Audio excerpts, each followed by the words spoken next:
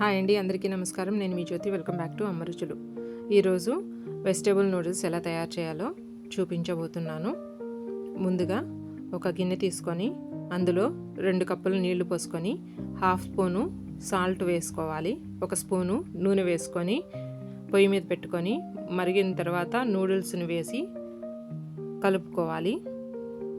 ఇలా ఉడికితే సరిపోతుంది. పొయ్యి ఆఫ్ చేసుకొని ఒక చిల్లులు గిన్నెలో ఈ మిశ్రమం అంతా పోసుకొని చల్లటి నీళ్ళు పోసుకొని ఈ బౌల్ని పక్కన పెట్టుకోవాలి.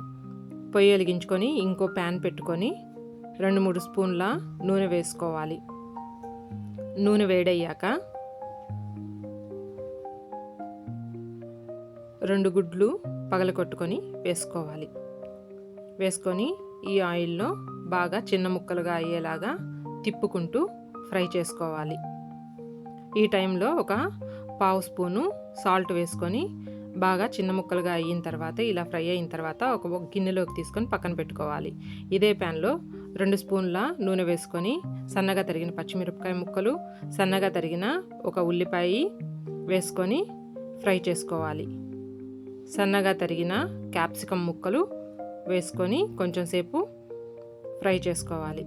సన్నగా తరిగిన బంగాళదుంప ముక్కలు, సన్నగా కట్ చేసి పెట్టుకున్న క్యారెట్ ముక్కలు వేసుకొని ఇవి కొంచెం మగ్గే వరకు ఫ్రై చేసుకోవాలి. ఇవి కొంచెం మగ్గిన తర్వాత ఒక చిన్న టమాటా ముక్కను కూడా కట్ చేసుకొని వేసుకొని ఒక 1/2 స్పూను ఉప్పు వేసుకొని కలుపుకోవాలి.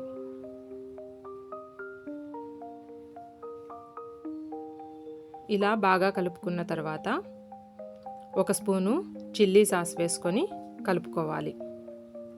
మనం వడగిన్నెలో వేసుకున్న నూడిల్స్ని కూడా వేసుకొని బాగా మొత్తం కలిసేలా కలియబెట్టుకోవాలి. ఇలా వెజిటేబుల్స్ నూడిల్స్ కలిసిన తర్వాత మనం ఎగ్ని ఫ్రై చేసి పెట్టుకున్నాం కదా, ఆ పీసెస్ని కూడా వేసుకోవాలి. వేసుకొని మొత్తం కలిసేలాగా కలుపుకోవాలి. మనం తెచ్చుకున్న నూడిల్స్ ప్యాకెట్స్లో చిన్న చిన్న మసాలా ప్యాకెట్స్ వస్తాయి కదా, వాటిని 1 స్పూను నీళ్ళల్లో కొంచెం సేపు నానబెట్టుకొని ఈ బాండీలో వేసుకొని బాగా కలిసేలా కలియబెట్టుకొని స్టవ్ ఆఫ్ చేసుకోవడమే. సర్వింగ్ బౌల్లోకి తీసుకొని సర్వ్ చేసుకొని దానిపైన క్యారెట్ తురుముని గార్నిషింగ్ చేసుకుంటే ఎంతో టేస్టీగా ఉండే వెజ్ నూడిల్స్ రెడీ అయిపోతుంది. చాలా టేస్టీగా ఉంది. మన ఛానల్ని సబ్స్క్రైబ్ చేసుకోండి, లైక్ చేయండి. Please subscribe to my channel.